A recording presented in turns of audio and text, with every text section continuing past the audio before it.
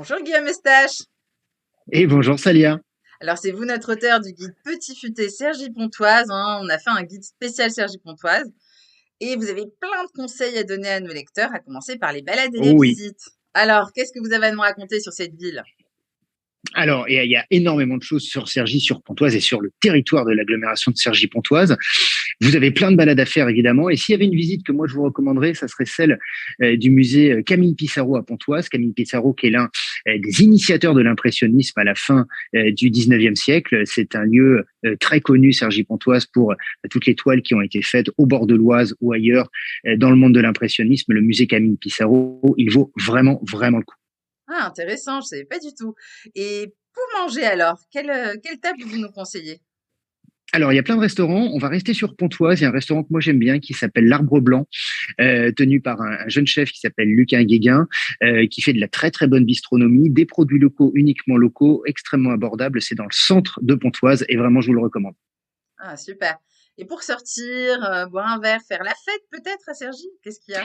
Alors, il y a un festival que moi j'aime bien qui s'appelle le Nomade Festival. Alors, c'est sur toute l'agglomération, tout le territoire de Cergy-Pontoise. C'est un festival qui a pris de l'ampleur au fur et à mesure du temps. Et il y a plein de disciplines. Il y a des arts de rue, il y a du street art, il y a de la musique et il y a surtout ce fil rouge parmi ce festival qui est l'ouverture sur les cultures extérieures, les cultures un peu lointaines avec une approche vraiment pédagogique. Ça s'appelle le Nomade Festival et c'est vraiment, vraiment, vraiment top. Et c'est à quelle période? Alors, c'est à la fin du printemps de mémoire. Ah, super! Quand il fait beau alors, c'est génial comme idée. On voyage sous le ciel bleu. Bon, et s'il y avait un bon plan qu'on pourrait qualifier du meilleur bon plan de tous les bons plans à Cergy, c'est quoi pour vous, Alors, Guillaume? il y a l'œuvre emblématique du territoire de Cergy-Pontoise, c'est bien évidemment l'Axe Majeur. L'Axe Majeur, c'est une œuvre d'art à ciel ouvert sur 3 kilomètres qui part de Cergy-Saint-Christophe et qui va jusqu'à l'île de Loisirs, qui a été initié, dessiné, pensé par Danny Caravan, qui est décédé récemment.